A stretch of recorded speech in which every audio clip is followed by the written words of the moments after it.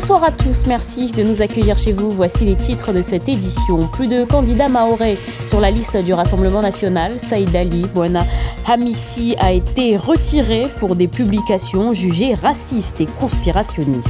Les projets de loi Mayotte finalement présentés début juillet en Conseil des ministres. Un report qui suscite de nombreuses réactions.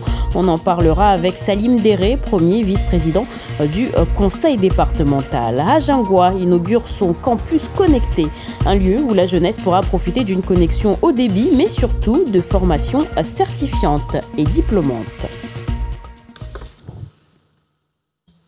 C'était une joie de courte durée. Le représentant du Rassemblement national à Mayotte, Saïd Ali Bwana Hamissi, a été retiré de la liste de Jordan Bardella pour les élections européennes. Souvenez-vous, Marine Le Pen avait fièrement annoncé son nom sur notre plateau samedi dernier. C'était alors le premier Mahorais à intégrer une liste pour ce scrutin. À l'origine de ce retrait, des propos controversés tenus sur ses réseaux sociaux. Yasmine Jaffar.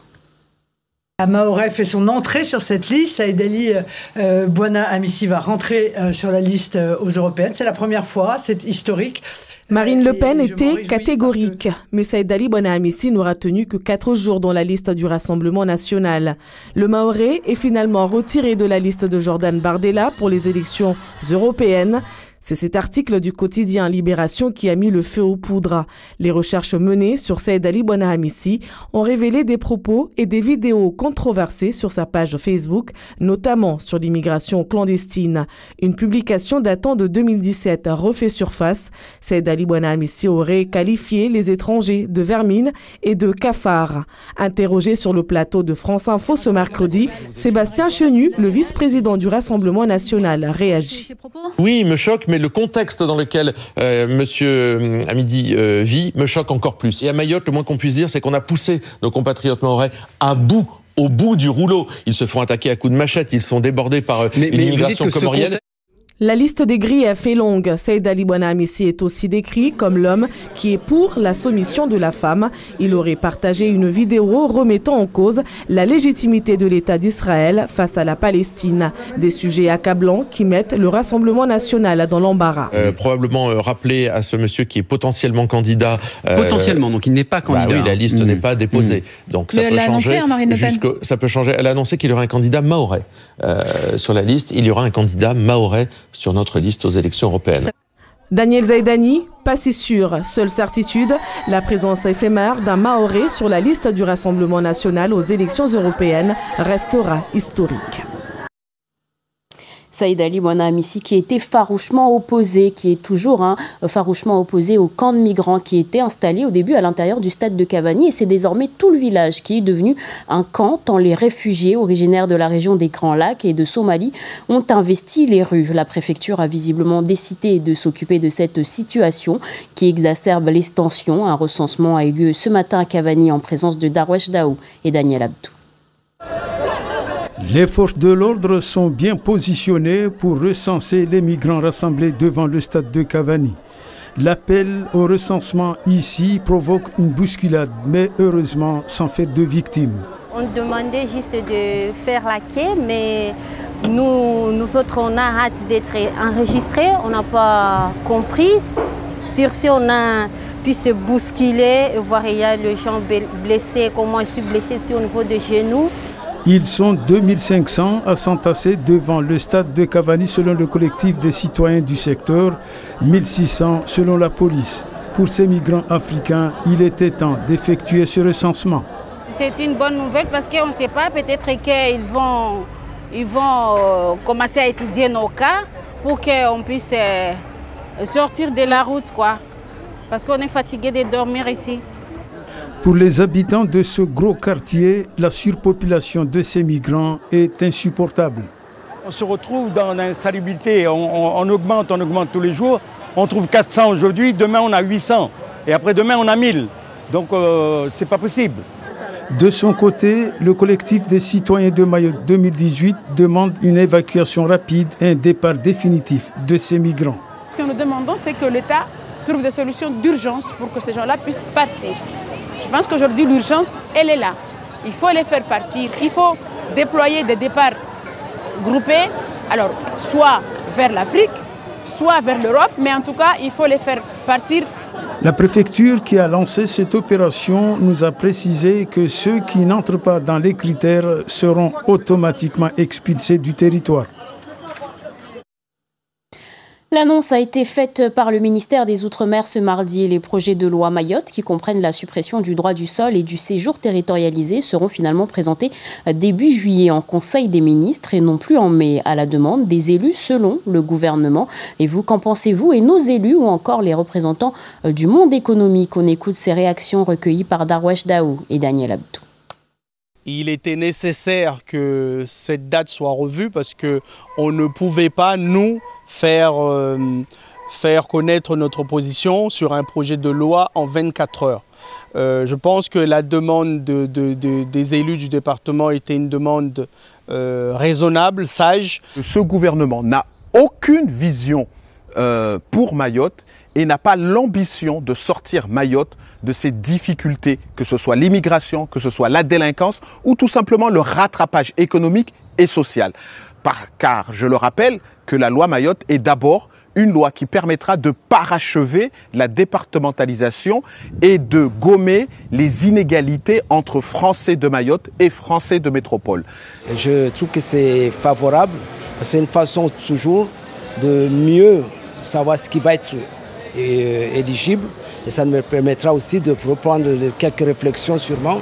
On se moque encore de nous, je ne pense pas que l'État se préoccupe de notre situation à Mayotte. Ce changement de date sur le projet de loi Mayotte, ça a été décidé en concertation avec le président du conseil départemental. Maintenant, il y a un vrai problème, c'est qu'il y a un manque de transparence criant au sein du conseil départemental, à tel point que même nous, élus départementaux, ne savons pas ce que le président dit à l'État. Et pour en parler, nous sommes avec Salim Déré, je vous le disais en titre. Bonsoir, merci beaucoup d'avoir répondu à notre invitation. Merci à vous et bonsoir aux Maoris qui nous écoutent et à mon canton de Bouéni, s'il vous plaît. Qu'est-ce que vous répondez à Hélène Polozek quand elle dit que le président du conseil départemental prend des décisions sans concerter les élus? Non, je ne peux pas lui laisser dire ces genres de choses. Et tous les élus maoris, les 17 communes, les 17 maires, on va dire, les 26 élus du conseil départemental ont fait le job, ils ont fait leur travail en déposant les 120 mesures en fin 2023. On ne peut pas dire qu'elle n'a pas été associée, loin de là. Maintenant, le gouvernement nous a fait un retour en catégorisant ce que nous avions fait, en créant par exemple systématique, je l'ai cité vite fait, consolider, rationaliser nos institutions, renforcer l'État régalien, rétablir l'ordre et l'autorité, rétablir l'égalité républicaine et en fait assurer le développement de Mayotte. Donc ça, ils ont catégorisé en disant que voilà, tous ces sujets-là, il y a des sujets qui relèvent du PLF, projet de loi de finances, il y a d'autres qui relèvent d'une loi ordinaire ou organique.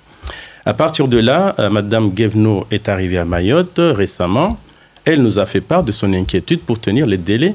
Et c'est eux, je rappelle très bien que c'est le gouvernement qui avait annoncé cette date du 22 mai pour passer notre loi au Conseil des ministres. Mais lorsqu'elle est venue la dernière fois, est-ce qu'elle vous a proposé ce report?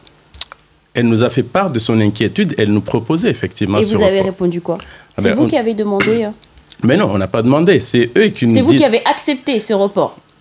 Est-ce qu'on est dans l'obligation d'aller en guerre avec le gouvernement? Je ne pense pas que c'est le cas. Oui, mais pour un projet qui traîne déjà depuis 2021, est-ce que ce n'est pas encore plus faire ralentir les choses? Il faut dans tous les cas, nous on est des élus responsables, il faut dans tous les cas aller au bout du processus. Il ne faut pas aller en guerre avec le gouvernement. Et donc quand elle nous a fait part de son inquiétude, nous disant qu'il y a beaucoup de va-et-vient, de navettes entre le Conseil d'État, le Conseil constitutionnel et les élus mahorais, nous on était dans l'obligation aussi, dans l'obligation c'est trop fort peut-être, mais on était quelque part obligé, oui, d'accepter parce que le but c'est d'aller jusqu'au bout.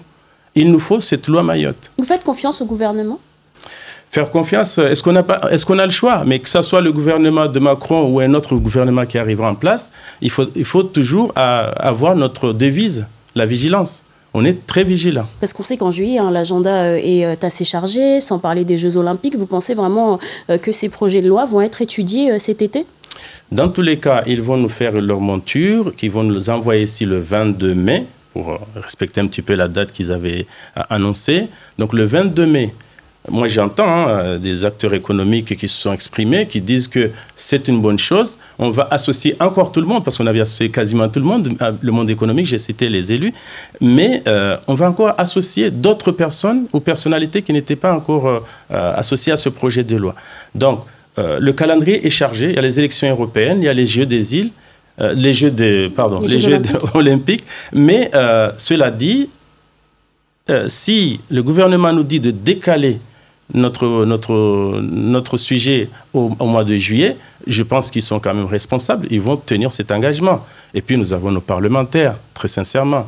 Les parlementaires doivent se battre aussi avec nous pour que cette loi soit déposée à l'Assemblée nationale et au Sénat. Merci beaucoup Salim Déré d'avoir été avec nous ce soir. Merci à vous. Si vous souhaitiez prendre la barge ce mercredi, ça ne vous a pas échappé, les rotations ont été interrompues de 9h à 17h en cause un nettoyage des navires. Et le département informe que cela devrait se reproduire le 9, 15 et le 22 mai prochain. Le marché Caribus attribué à la société Optimum. Voilà la raison de la colère de certains transporteurs. Ils se disent exclus du marché local au bénéfice d'entreprises venues d'ailleurs. Ce matin, ils ont organisé une conférence de presse afin d'exprimer leur ras-le-bol. Bibi Maria Malidi, Jaïdi Maolita. Vous les avez sûrement croisés sur les routes, des bus sur lesquels on peut lire Optimum. C'est le nom de la société choisie par la CADEMA pour assurer le premier réseau de transport collectif urbain, le Caribus. Un choix contesté par des transporteurs. Que le transport, c'est notre gagne-pain. Nous avons répondu à un marché et quand vous avez répondu à un marché, votre objectif, c'est de l'avoir. On ne l'a pas eu, certainement, on est déçu. Et bien sûr que ce n'est pas une bonne chose qu'on est chez soi, on répond à des marchés, à chaque fois on se trouve éjecté. Et ils ont voulu le démontrer à travers cette conférence de presse. Mahmoud Aziari, conseiller en stratégie d'entreprise, a démontré à travers plusieurs documents qu'il y a des zones d'ombre sur ce dossier. Je prends par exemple le marché de Caribus qui est quand même un marché qui a deux lots. Il y a un lot qui est évalué à 30 millions d'euros, mais avec un maximum de 44 millions d'euros.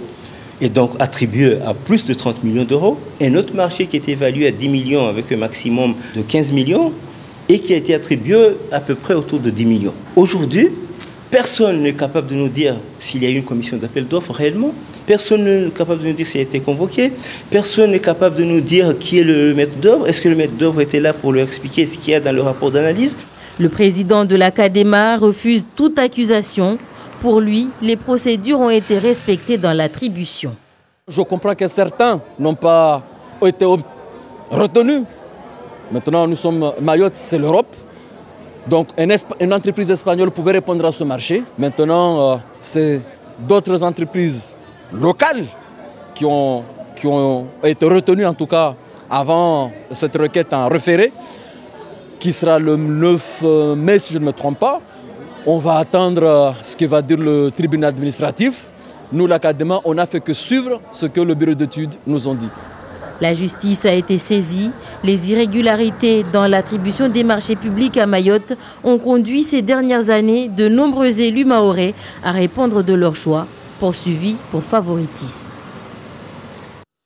Le personnel de l'université de Mayotte était en grève aujourd'hui. Il dénonce des problèmes de matériel, de surcharge de travail et surtout de gestion interne de l'université, que ce soit pour la signature des contrats ou la progression de carrière.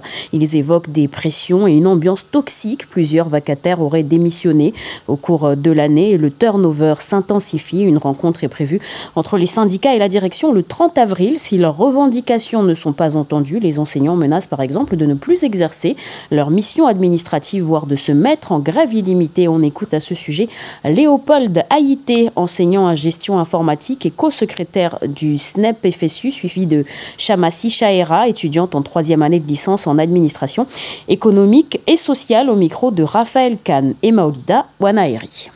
Là, on a atteint un summum. Donc, on ne peut pas continuer de cette manière-là. Donc, qu'est-ce qu'on revendique? On revendique que on nous entende surtout, parce qu'il y a des situations que nous vivons qui ne sont pas entendues. Commençons déjà par la qualité d'accueil des étudiants. On a mis en place ce nouveau logiciel Pégase. Ça n'a rien donné de concret. Et quand on souligne cela au conseil d'administration, on dit non, c'est les étudiants qui ne savent pas faire et que finalement le problème vient des étudiants. C'est des manquements lourds aux gestions de carrière des collègues. En tant qu'étudiante, nous avons eu à faire un stage de fin d'année et nous n'avons toujours pas reçu nos conventions. Au niveau du système informatique, nous n'avons pas accès à nos mails administratifs, ce qui fait que nos enseignants nous informent des fois qu'ils nous mettent à disposition des examens pour pouvoir nous préparer en fait, aux examens de fin d'année et nous n'avons pas accès.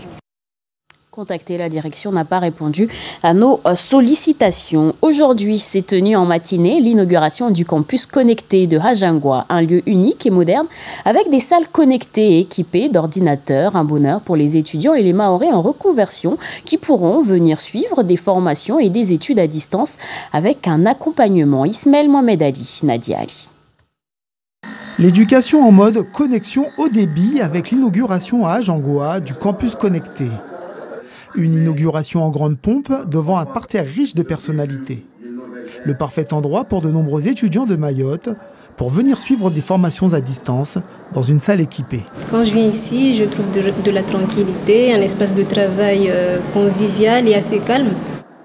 Un lieu où l'on trouve plusieurs possibilités de services, mettant également à disposition des jeunes un panel complémentaire de formations certifiantes et diplômantes. Espérance est étudiante en première année de sciences de la vie et de la terre à l'université d'Aix-Marseille, mais c'est à Hajangwa qu'elle poursuit ses études. Moi, cette formation n'est pas ici à Mayotte. Du coup, j'ai choisi de le faire à distance. Et une autre raison, c'est qu'il y a ma famille ici, je suis installée, mon foyer, mon travail. Le projet Campus Connecté a été initié en 2021, porté par la CADEMA en partenariat avec l'Université de Mayotte, le Rectorat, la Chambre de commerce et de l'industrie, ainsi que le conseil départemental. L'objectif, c'est de permettre aux étudiants mahorais de pouvoir rester sur place et faire des études comme si c'était à l'université à Métropole. Campus Connecté est un outil numérique moderne d'environ 250 mètres carrés, alliant espace de travail et de détente pour la poursuite d'études supérieures, la reconversion et l'insertion professionnelle. Cette éducation au numérique qui est déterminante pour l'avenir de la société, il faut que nos jeunes maîtrisent maintenant ces outils-là. On sait que l'intelligence artificielle va jouer un rôle majeur dans l'acquisition des savoirs et il faut qu'on prépare nos jeunes à ce nouvel environnement. L'Université de Mayotte, comptant moins de 2000 places, Campus Connecté va ainsi permettre aux étudiants mahorais de poursuivre leurs études à domicile tout en visant à la fois l'excellence et une intégration réussie dans le monde du numérique. Cela vaut bien un Shigoma.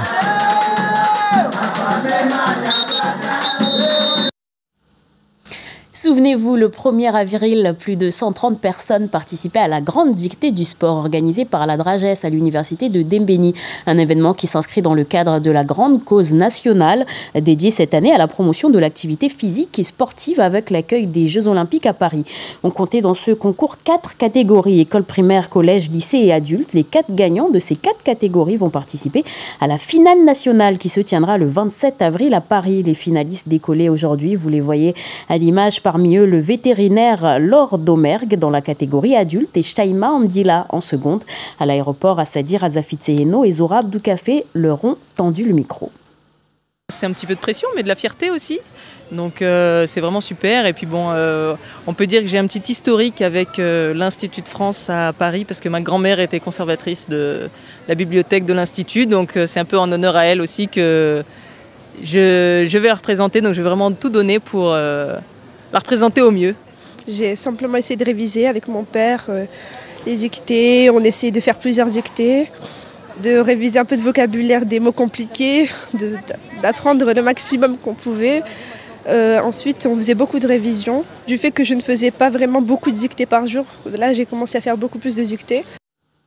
Et on leur souhaite bon courage. En bref, le procureur d'Anjouan a annoncé ce mardi l'arrestation du garde-côte qui a ouvert le feu sur des Kwassa qui tentaient de rejoindre clandestinement Mayotte. Une femme a été touchée à l'abdomen. Ses jours ne sont plus en danger. Dans l'actualité nationale, le bulletin de salaire pourrait prochainement changer de visage. Le ministre de l'économie, Bruno Le Maire, souhaite rendre le bulletin de paye plus lisible en le réduisant de plus de 50 lignes à une quinzaine de lignes. Le groupe Casino Artisanaux qui a changé de direction fin mars fait l'objet d'un vaste plan de restructuration. Entre 1293 et 3267 postes pourraient être supprimés au sein du groupe.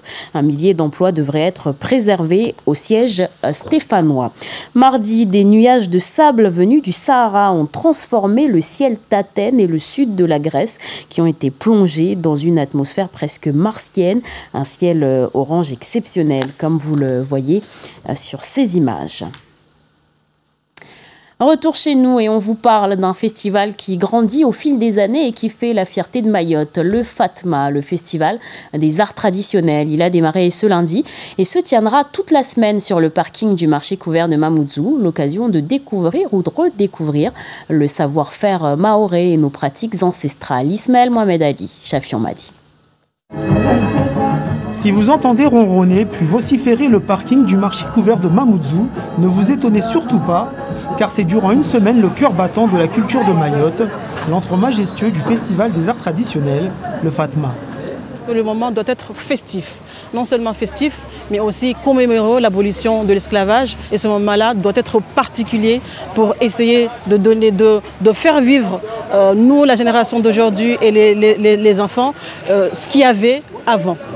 Une trentaine de stands artisanaux, tout aussi beaux les uns que les autres. Ici, tout est fait main, comme ces kangas, ces sacs traditionnels à base de feuilles de cocotier ou bien ces ustensiles en bois utilisés pour écraser les épices.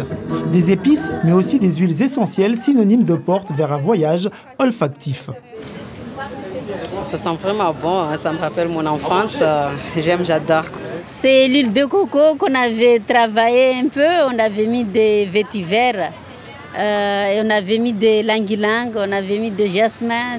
Un hymne au voyage qui se poursuit avec l'exposition et la vente de produits artisanaux. Mais qui dit culture mahoraise dit gardien du temple en la personne de Tambati Moussa. C'est important la culture parce que c'est notre identité, c'est notre patrimoine. C'était très très important quand on marie la fille, on faisait ça, c'était le frigo. Quand le mtsungi, quand on met de l'eau, on met de l'eau dedans, c'est très frais, on met une rose dedans, la rose, ouais. Dans ces dédales de senteurs, de couleurs et de talents ouverts à tous, les tout jeunes ne sont pas les moins curieux. Je suis venue ici car je me pose des questions. Comme exemple, ce chapeau, je me demande comment ils ont fait pour le construire. Valoriser le savoir-faire local à travers de vivantes démonstrations est un des objectifs du FATMA. Sur ces stands, l'art de la lenteur, de la beauté, de la transmission et de l'ornement made in Maoré sont d'un infini brillant. Ces bijoux sont magnifiques, c'est fait avec soin et c'est fait à la main aussi. Outre les expositions artisanales, le FATMA est aussi la scène, jusqu'au samedi 27 avril au soir, de conférences, de défilés de mode, d'un carnaval, d'une exposition de livres sur l'esclavage et sans surprise, le lieu d'un grand concert. Fin de cette édition, merci beaucoup de nous être fidèles. Tout de suite la météo avec Joséphine Rakoto. L'info revient demain dès 5h en radio avec Kalatoumi Abdilhadi. Je vous retrouve demain soir à 19h et après le journal en mahorais, vous aurez rendez-vous avec le magazine de Mayotte, la première à ta santé qui sera dédiée à la santé mentale et présentée par Raina Alilouafa. Demain soir, belle soirée et prenez soin de vous.